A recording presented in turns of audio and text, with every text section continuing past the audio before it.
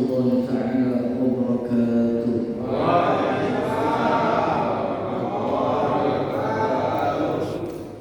Bismillah, alhamdulillah. Alhamdulillahi rabbil alamin. Wal 'aqibatu lil muttaqin. Wala 'udwana illa 'alal zalimin. Assalatu wassalamu ala sayyidil mursalin wa khatamin nabiyyin sayyidina rasulillah Muhammadin sallallahu alaihi wasallam. Ahsanun nasi khuluqan wa khuluqan. Wa ala alihi wa ashabihi wa zurriyyatihi wa alihi ajma'in. Amma ba'd. Subhanaka la ilma lana illa ma 'allamtana innaka antal 'alimul hakim. Wa qala rabbi ishrah li sadri wa yassir li amri wahlul 'uqdatam min lisani yafqahu qawli. Amin ya rabbal alamin. Segala puji bagi Allah Subhanahu wa taala. Dialah Allah Subhanahu wa taala yang selalu membimbing kita, menuntun kita menuju ke tempat-tempat yang diridhoi oleh Allah Subhanahu wa taala. Segala puji bagi Allah Subhanahu wa taala yang dimana sampai detik hari ini kita masih bisa merasakan kenikmatan iman dan kenikmatan Islam di dalam hati kita. Dan kita bersyukur kepada Allah Subhanahu wa taala. Kita dilahirkan di dunia yang bersifat sementara ini menjadi bagian daripada umat yang paling mulia di antara umat-umat Nabi yang lainnya, yaitu menjadi bagian umat Nabi Muhammad sallallahu alaihi wasallam wa baraka alaihi wa ala alihi. Salawat dan salam semoga selalu terlimpah dan tercurah kepada seorang makhluk yang menjadi uswah dan menjadi qudwah, menjadi suri tauladan, menjadi panutan minat dunia hatta akhirah, dari dunia sampai di akhirat.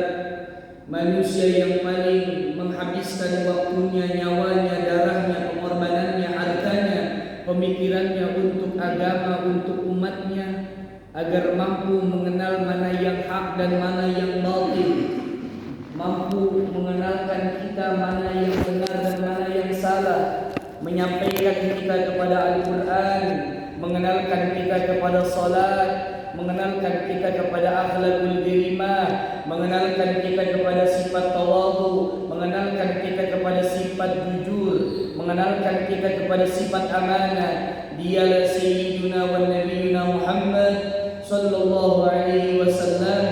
Semoga kita semuanya yang hadir, yang istiqamah pada tempat yang mulia ini, mudah-mudahan diperkenankan oleh Allah, diizinkan oleh Allah, mata kita bisa memandang wajah yang seindah-indahnya pandangan, yaitu melihat wajah Nabi Muhammad sallallahu alaihi wasallam. Amin ya rabbal alamin. Hadirin hadirat jamaah salat subuh yang insyaallah semuanya dimuliakan oleh Allah Subhanahu wa taala. Berkumpulnya kita di sini melainkan semua ini tidak lain dan tidak bukan pilihan dari Allah Subhanahu wa taala. Kalau bukan lantaran Allah yang memilih kita untuk tetap istiqomah duduk di tempat ini, maka sungguh akan terasa berat langkah kaki untuk menuju ke tempat ini. Tetapi kenapa kita ringan enteng kaki untuk melangkah ke tempat yang mulia ini? Duduk tidak terasa lelah, duduk tidak rasa gelisah, duduk tidak terasa ingin cepat pulang bawaannya. Karena Allah yang memiliki hati setiap insan manusia, dan Allah ingin memilih dari sekian banyaknya hamba-hambanya, Allah putarbalikkan hambanya, Allah berikan ketenangan di dalam hatinya, agar supaya bisa tenang, duduk nyaman mendengarkan kajian ilmu. Huwallazi anzala as-sakinata fi qulubil mu'minin. Dialah Allah Subhanahu wa taala yang mana Allah adalah zat yang memberikan ketenangan di dalam setiap hati manusia. Hati seseorang akan gelisah, resah manakala Allah tidak menginginkan ketenangan di dalam hatinya. Dan kita saat ini dipilih oleh Allah menjadi bagian yang hati kita dipandang oleh Allah Subhanahu wa taala dengan pandangan kasih sayangnya Allah Subhanahu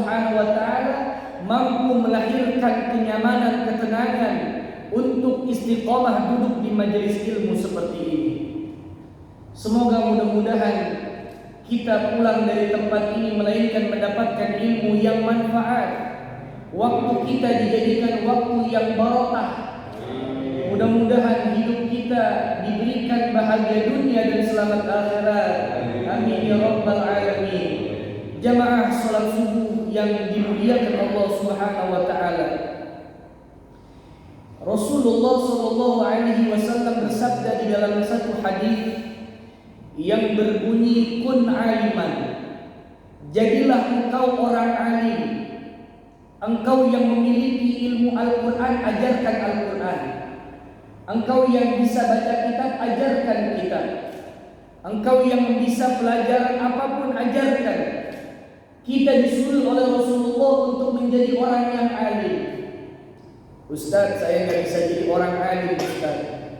Rasulullah selanjutnya bilang, au muta'alliman, jadilah kamu penuntut ilmu. Jadilah kamu sebagai santri yang belajar kepada ilmu. Ustaz, saya sudah tua Ustaz, jadi santri gak bakal bisa Ustaz, ketuaan ini Ustaz. Apa kata Nabi?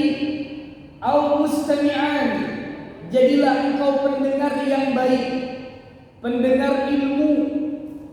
Jadi orang alim gak bisa, jadi santri gak bisa karena sudah lewat waktunya. Sudah mikirkan keluarga, mikirkan anak. Pengen untuk ilmu, rajin di majelis ilmu karena sibuk dengan pekerjaan. Kata Nabi, au mustami'an, jadilah engkau pendengar ilmu. Di kerjaan punya HP, nonton YouTube, buka ustaz-ustaz yang ada, mendengarkan kajian ilmu. Jadi orang alim gak bisa, jadi santri gak bisa, pendengar ilmu gak bisa. Kata Nabi, au muhibban, jadilah engkau pecinta. Ngelihat ada majelis taklim, merasa dirinya bukan orang alim, merasa dirinya bukan santri, merasa dirinya kurang bisa waktu untuk meluangkan datang ke majelis tersebut. Kita punya rezeki karena cinta kepada majelis ilmu, akhirnya kita nyumbang kopi, nyumbang gorengan, nyumbang ketupat sayur, nyumbang lontong. Ini yang disebut dengan au muhibban. Dan kata Nabi, jangan jadi kamu yang nomor 5. Wala takun khomisan. Apa itu yang kelima? Orang alim bukan, ustadz kiai bukan, ulama bukan, santri juga bukan, pendengar ilmu yang baik juga bukan, pecinta ilmu juga bukan, pecinta ulama juga bukan. Tetapi yang kelima, kerjaannya hanya membenci orang-orang soleh, membenci majelis-majelis ilmu. Dan orang yang seperti ini, kata Rasulullah SAW, adalah orang-orang yang dilaknat oleh Allah Subhanahu wa taala. Na'udzubillah summa na'udzubillah min dzalik. Fenomena yang terjadi di zaman fitnah sekarang ini, hadirin wal hadirat yang dimuliakan Allah, banyak di antara di luar sana, terutama bahayanya sosial media.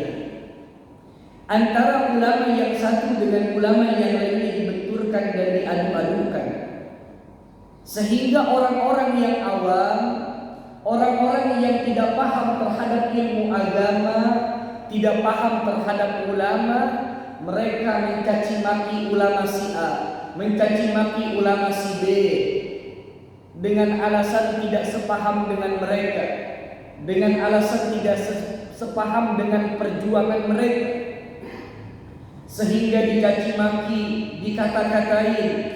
Padahal kata Rasulullah, jangan jadi yang nomor 5. Orang alim bukan, ulama bukan, santri bukan, pendengar pecinta bukan, tapi kerjaannya hanya mencaci maki ulama.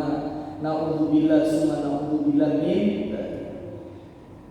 Apalagi sampai berani-berani menghina dan mencaci maki ahlul baiti Rasulillah, keturunan keluarga Nabi Muhammad sallallahu alaihi wasallam. Bapak, Ibu semuanya yang dimuliakan Allah Subhanahu wa taala, menjadi orang yang paling nyaman, paling tenang adalah ketika mampu bisa bermuhasabah diri. Setiap manusia memiliki kelebihan dan kekurangan yang Allah berikan di dalam dirinya sendiri. Sehingga ketika ada cerminan kaca besar di dalam hidup kita, menjadi tolak ukur dan menghilangkan sifat kesombongan di dalam diri kita. Kalau orang sudah tidak memiliki kaca besar di dalam hidupnya atau yang disebut dengan muhasabah diri, maka yang timbul di dalam hidupnya adalah al-kibra, kesombongan. Yang kedua apa yang timbul? Wal-hirsa. Dan yang ketiga wal-hasadah. Di dalam kitab Nashihul Ibad, karangan daripada ulama Nusantara yang bernama Syekh Nawawi Al-Bantani, beliau mengatakan di dalam nasihatnya ada 3 sifat buruk yang dicegah dengan 3 sifat terpuji atau sifat yang baik. Apa itu 3 sifat buruk? Yang pertama al-kibra bitawadhu, sifat sombong, merasa dirinya besar dan orang lain semuanya kecil. Merasa dirinya paling benar dan semua orang lain salah di matanya. Itu namanya takabbur, merasa dirinya besar. Dan dicegah dengan sikap tawadhu, rendah hati. Rasulullah itu hidup dijelaskan di dalam kitab Al-Barzanji, karangan daripada Al-Imam Syekh Ja'far bin Hasan Al-Barzanji. Dikatakan Rasulullah itu punya 2 sifat. Yang pertama syadidul haya wa tawadhu, memiliki sifat yang sangat pemalu dan sangat rendah hati. Ketika itu khalifah yang kedua bernama Sayyidina Umar bin Al-Khattab radhiyallahu anhu sedang menemui Rasulullah di kamarnya. Ketika diketuk pintu Rasulullah, Sayyidina Umar melihat Rasulullah tidur hanya beralaskan tikar yang terbuat dari pelepah kurma. Bagaimana rendah hatinya Rasulullah, padahal beliau adalah khatamul anbiya wal mursalin, imamul anbiya wal mursalin, menjadi penutupnya para nabi dan para rasul, menjadi pemimpinnya para nabi dan para rasul, menjadi imamul ahlul muttaqin, menjadi orang imamnya para orang-orang yang bertakwa, menjadi imamu ahli sholihin, menjadi pemimpinnya orang-orang soleh di dunia. Tetapi beliau tidur hanya beralaskan tikar yang terbuat dari pelepah kurma hadirin. Sedangkan kita menjadi umatnya yang tidur di atas kenikmatan yang luar biasa, AC yang mendinginkan ruangan kita, kipas angin yang memberikan kesejukan di ruangan kita, kasur yang begitu empuk, bantal yang begitu nyaman, ditambah lagi dengan guling yang bisa dipeluk. Tetapi terkadang itu semualah yang membuat kita lalai kepada Allah Subhanahu wa taala. Oleh karena itu, Rasulullah memiliki sifat yang sangat rendah hati. Walaupun sudah maksum, terjamin tidak akan masuk neraka dan tidak akan tersentuh sedikit pun oleh api nerakanya Allah, tetapi beliau tidak kurang, tidak lebih, setiap hari selalu beristighfar, memohon ampun kepada Allah. Cuma yang terjadi saat ini di antara kita hadirin, Allah itu gak pernah bosan untuk ngampunin dosa hambanya. Allah itu gak pernah capek untuk menjawab setiap doa-doa yang dilantunkan oleh hambanya. Tetapi kadang kita yang suka malas untuk minta ampun kepada Allah, terkadang kita yang suka malas untuk berdoa kepada Allah Subhanahu wa ta'ala. Padahal Allah Subhanahu wa ta'ala begitu baik dan sangat baik kepada hamba-hambanya. Kita tengok di mana-mana terkadang lebih banyak para kalangan-kalangan mubalik menyampaikan ceramahnya tentang masalah azab Allah, azab Allah, azab Allah, tetapi mereka melupakan tentang kebaikan Allah Subhanahu wa ta'ala. Mereka tidak sampaikan bagaimana rahmatnya Allah. Bahkan Allah Subhanahu wa ta'ala berfirman di dalam hadisul qudsi, rahmati taglub godobi, kasih sayangku ini lebih jauh besar dibandingkan murkaku kepada hamba-Ku. Jadi Allah punya kasih sayang itu jauh lebih luas dan lebih besar ketimbang marahnya Allah terhadap hambanya Allah. Makanya Rasulullah itu mengajarkan kepada kita, bahkan Allah Subhanahu wa taala berfirman di dalam Al-Qur'an bahwasanya janganlah kita pernah memandang seseorang dengan pandangan zahirnya saja. Melihat ada seorang perempuan malam, kemudian pada saat itu kita sedang berpakaian sarung, koko, pakai sorban, lalu kita mengatakan antum ahli neraka, kamu perempuan ahli neraka. Karena kita saat itu memandang hanya dengan pandangan zahirnya saja. Bisa jadi itu perempuan di akhir hayatnya meninggal husnul khatimah, dan kita yang rapi saat ini meninggal dalam keadaan su'ul khatimah. Kenapa? Karena sekarang kita sedang seleksi. Akhirnya kita husnul khatimah atau su'ul khatimah. Meninggal dalam keadaan baik atau meninggal dalam keadaan buruk. Maka ketika itu Allah Subhanahu wa taala memberikan jaminan kepada umat Nabi Muhammad, yang dimana jaminan itu tidak dimiliki oleh umat-umat Nabi sebelumnya, bahkan membuat iri dan cemburu umat-umat Nabi dan para nabi-nabi sebelumnya. Apa jaminan yang Allah berikan kepada umat Nabi Muhammad? La tadkhulul jannah, tidak akan masuk surga umat manapun, siapapun sebelum umat Nabi Muhammad yang masuk surga duluan. Itu jaminan Allah kepada umat Nabi Muhammad, dan tidak Allah berikan kepada umat-umat Nabi yang lainnya. Bahkan nabi-nabi semuanya pada cemburu, termasuk Nabi yang pertama, Nabi Adam alaihi salatu wassalam. Bahkan Allah Subhanahu wa taala ketika melihat salah satu hamba yang semasa hidupnya melakukan sayiat, munkarat, dolalat, mukhalafat, melakukan kejelekan-kejelekan demi kejelekan, terus dia lakukan selama hidupnya, sampai detik-detik malaikat Israil alaihi salam datang menjemputnya. Kemudian dijemputnya ini wanita atau ini fulan bin fulan atau fulana binti fulan. Ketika itu malaikat Israil datang, ini orang udah gak bisa berbuat apa-apa, pengen sholat taubat, udah sakit parah, gak bisa bergerak, tetapi di dalam hatinya masih ada keimanan kepada Allah dan Nabi Muhammad. Akhirnya apa? Allah terima taubatnya. Malam yughargir ghargara, itu ketika rohnya dia, ketika dia punya ruh sudah, kemudian isyarat matanya menuju ke langitnya Allah. Ya Allah, ampunkan saya ya Allah, aku bertobat ya Allah, demi Allah, Allah ampunkan tobatnya dan terima tobat sebulan tersebut. Saking baiknya Allah terhadap hamba-hambanya.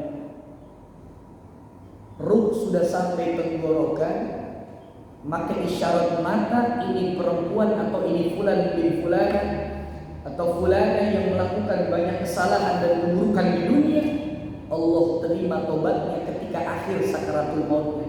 Bagaimana dengan kita yang masih sehat, setiap malam bangun mengadakan tangan kepada Allah, segala kelemahan, kebesaran, ketidakberadaan kita lepaskan semuanya, minta kepada yang maha kuat, minta kepada yang maha segala-galanya, Rabbul Jalal.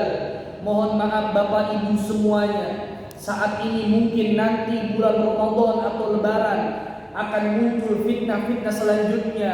Corona setelah selesai nanti timbul yang baru lagi.